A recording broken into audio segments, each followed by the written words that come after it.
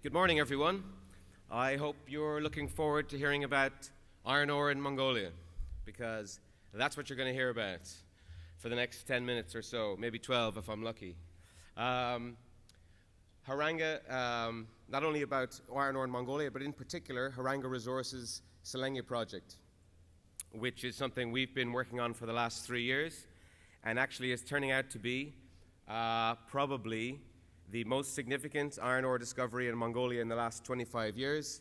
Almost all the known iron ore in Mongolia was discovered during Russian times, and this looks like being potentially Mongolia's largest iron ore deposit by the time we're finished with it. Just a quick overview of what I'm going to talk about. Basically, if you only have 30 seconds, just look at this slide. We've just finished Mongolia's largest drilling project last year, 35,000 meters, drilled at Selenge. We've now drilled 4 separate targets on the ground, all of which are close to each other.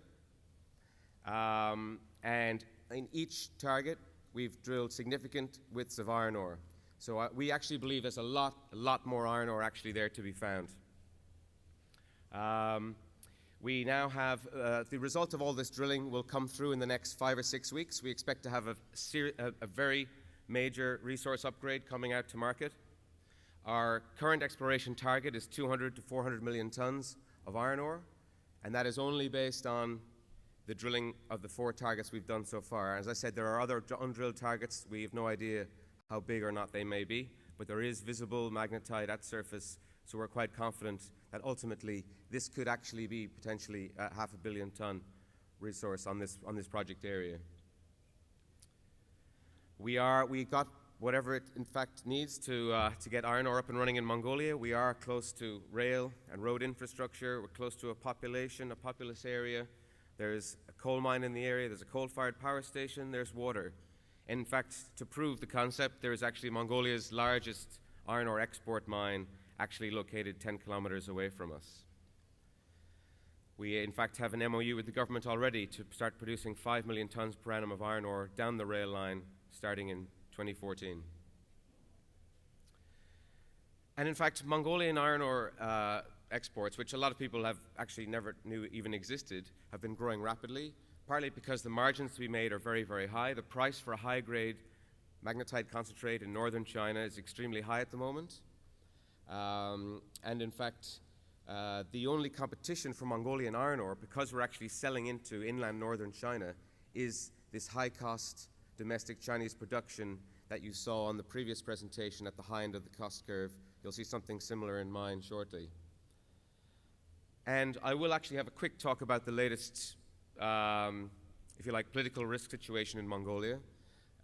We are seeing green shoots, so to speak. We're actually seeing that Mongolia seems to be turning things around slowly but surely. And that will help all Mongolian focused equities, including ourselves, who took a massive punt when nobody else was drilling last year to drill 35,000 meters into this iron ore deposit. So we're hoping to sit there. When Mongolia comes back on the upswing, we'll be sitting there with potentially Mongolia's largest iron ore deposit. Quick snapshot of the company with our capital structure and everything else. What you'll see standing out is the share price performance over the last year. Not stellar. And a year ago we had a market cap well over $100 million. Now we're down around $35 million or so. But ironically, from a technical point of view, we've had such drilling success. In fact, we've increased our exploration target. We've almost doubled it, based on the fact that we've drilled a lot more ore than we thought we would find. So from a technical point of view, we should be a lot higher. What we're finding, obviously, is the global perception of Mongolian risk has increased enormously over the last 9 months. And there's 3 major reasons. One is the election cycle issue. Every 4 years in Mongolia, you sit at this point between the parliamentary elections and the presidential election. And there's a lot of stuff bandied about resource nationalism. A lot of it's local politics. A lot of it's chest beating, but nevertheless, it doesn't sound good. We also have a foreign investment law that was rushed onto the books about 9 months ago to stop the Chalco-South Gobi deal. And the third thing is we actually also have all this nonsense going on, arguing about the OT agreement, royalties, and all that between the royalties and the amount that the Mongolian government owns. This argument that's going on between Rio and the Mongolian government, which of course makes headlines all over the world. Now, I think what we're finding going forward is that the presidential election is almost upon us, and it looks like pretty much a one-horse race. The parliamentary election involved a change of government, so there was risk there, which is slowly ending, because what we're finding is the new government is now getting its feet behind the desk and figuring things out. The presidential election's almost over. The arguments between Rio and OT, we're hearing, are settling down now, and everything should be proceeding quite soon. And the third thing is, the latest news we're hearing is that the foreign investment law, which actually killed FDI in Mongolia stone dead 9 months ago, is going to be either taken from the books totally or reworked so that it only affects state-owned enterprises, which was the idea in the first place. So it's all turning around for Mongolia, we believe. So hopefully this will all happen at the same time as we get our big resource upgrade out. This is the board of the company, quite a big board. All I'll say is that we actually have 3 Mongolian resident directors, 2 of whom are Mongolian nationals, and 3 of the other directors are part of the team that brought you Hunu Coal, which sold itself to Banpu for $500 million about 14 months ago. So there's a lot of Mongolian experience on this board. And then there's me. Quick word about operating in Mongolia. I think we're a relatively young company, but we have been operating up at Selenge for about 2.5 years now. We're trying to do things right. We've got a semi-permanent camp up there. Between us and our sister companies, Hunu and Voyager, we run Mongolia's largest privately funded scholarship program. A lot of the students are actually from the Selenge region. We've donated a water bore to the local community. We've planted over 30,000 trees at the request of the local Sum governor around the area. We sponsored their summer festival, and we were awarded a social responsibility award by the local Sum governor just about a month ago. And in fact, we were shortlisted for Mongolian Explorer of the Year by the government.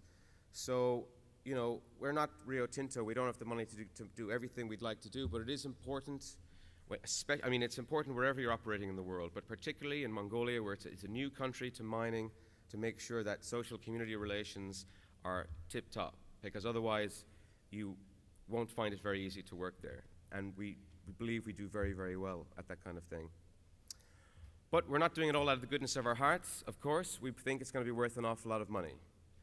And why is that? Well, have a look at northern China, or China in general. I mean, if you look at the supply and demand dynamics, you will see that China, which actually has the world's largest iron ore industry, they mined over 1 billion tons last year of ore at an average rate of 17% iron.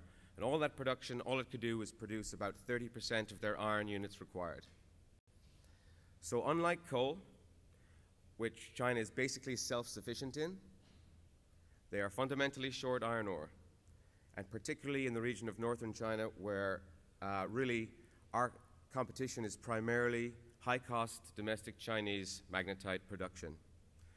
And a lot of this area, particularly around Boto, which are the areas that Mongolian ore finds its way into, is not well served by seaborne imports. In fact, I'd go so far as to say it's not served by seaborne imports at all.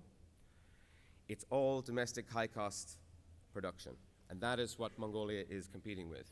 And as a result of that, if you look at today's iron ore price that everyone quotes, which is the seaborne price delivered CFR to China, delivered to Tianjin, for example, of about 135 bucks a ton.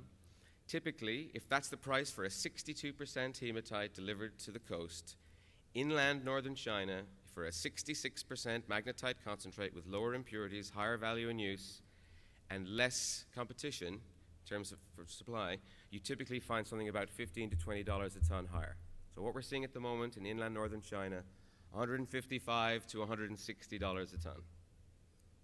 Bear that in mind. What? All right. And as a result, what you're seeing is a huge increase in the amount of iron ore going from Mongolia to China. What have we got? Haranga actually has 4 iron ore projects, but all I'm going to talk about is the one up north up in Selenge, which is in the main iron ore belt of Mongolia. If I close in on Selenge, you'll see our licenses in red there. And we are located right in the middle of that belt, right next to the Erugol iron ore mine, which is Mongolia's largest export mine. And it exports, last year it exported 5 million tons per annum of magnetite concentrate down that line. A quick word about Erugol, it's worth looking at. Recently they've built their own rail spur, which you can see there, that goes directly to their mine from the main Trans-Mongolian rail line. Goes right past our ground. And they currently just do use a dry mag sep operation that produces a 60% concentrate. We'll be producing, we will probably be using a wet mag sep operation for most of our stuff, so we'll be producing a 66% magnetite concentrate. Erugol are now building a new 5 million ton per annum wet mag sep plant as well, so they intend to go from 5 to approximately 10 million tons per annum in the next few years. And in fact, CIC purchased a third of this mine for $700 million a couple of years ago. This is actually the Erugol mine. 30 seconds. This is our ground. You can see the area that we're drilling in, the 4 targets that we have.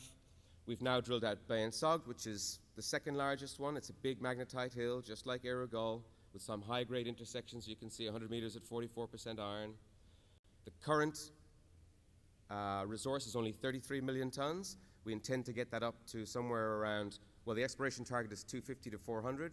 We'll get close to that lower level in about 5 to 6 weeks' time. Bayan Sog, or Dunbulag, is the biggest of these 4 targets.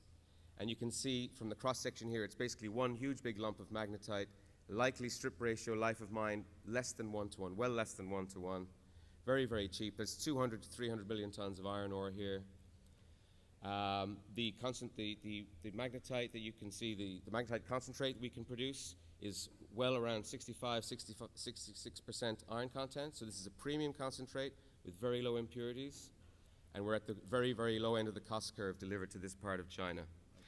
So keep an eye on us, 5 to 6 weeks' time, massive resource upgrade, and it's going to be a very exciting time for Haranga. Sorry, Leo. Okay, right, thank you. Thanks very much.